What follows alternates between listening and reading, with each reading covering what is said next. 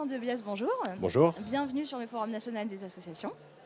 Est-ce que vous pouvez vous présenter Equanity, votre structure? Avec plaisir. Donc, je suis le fondateur d'Equanity et mon métier, c'est d'accompagner des associations et des organisations du secteur de l'intérêt général ou de l'économie sociale et solidaire, de les accompagner pour qu'elles se développent, pour qu'elles essaiment leurs projets et notamment par le biais de la recherche de financement privé.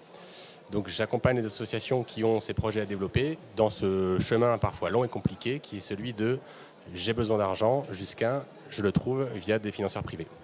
Est-ce que vous pouvez nous expliquer comment porteurs de projets et investisseurs et financeurs arrivent à se rencontrer et à travailler ensemble aujourd'hui?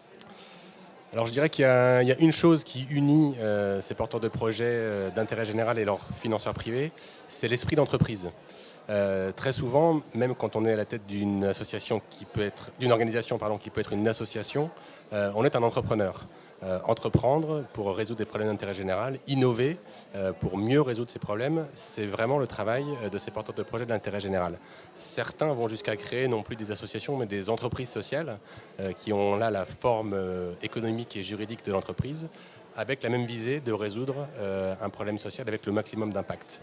Et en face, les financeurs privés sont eux très souvent issus du monde économique. Ils peuvent être eux-mêmes entrepreneurs, ils peuvent être des dirigeants d'entreprise et donc ils sont très attentifs, on va dire, à se reconnaître dans cette vision d'entreprise. Encore une fois, il ne s'agit pas forcément de créer des entreprises, mais dans cet esprit-là, c'est-à-dire cette capacité qu'ont des personnes à mobiliser d'autres personnes, à mobiliser des ressources pour changer les choses, et en l'occurrence, pour résoudre des problèmes sociaux ou environnementaux. Et alors, quelles sont les formes de financement qui permettent de répondre à cette évolution, à ce brouillage de frontières entre entreprises solidaires et associations?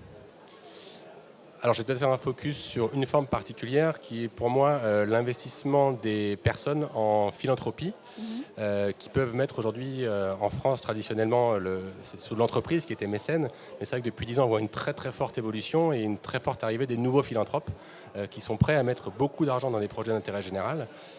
Aujourd'hui, tout cumulé, les dons personnels sont plus importants que le mécénat d'entreprise et c'est une tendance assez récente en France.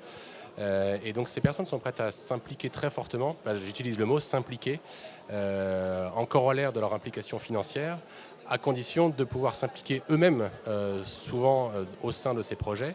Ça peut être jusqu'à aller à intégrer la gouvernance de ces projets, mais en tout cas en essayant d'être attentif à ce que leur investissement, fût-il philanthropique par le don, soit rentable.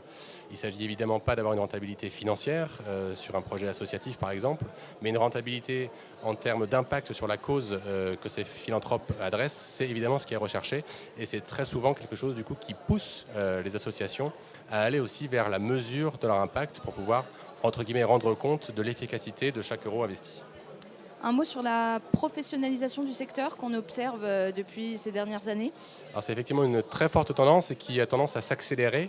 Elle est très poussée en fait par la jeune génération. Je ne suis pas très vieux, mais il y a quand même une génération plus jeune que moi qui arrive aujourd'hui sur le marché du travail, qui a été formée dans les mêmes formations d'enseignement supérieur que les générations précédentes, mais qui arrive avec une vision complètement transformée de ce que c'est que l'entreprise, de ce que c'est que le rôle de l'entreprise, une vision transformée de ce que c'est que la frontière entre intérêt général et intérêt particulier, et avec des parcours professionnels qui vont être complètement disparates et inimaginables il y a 15 ans.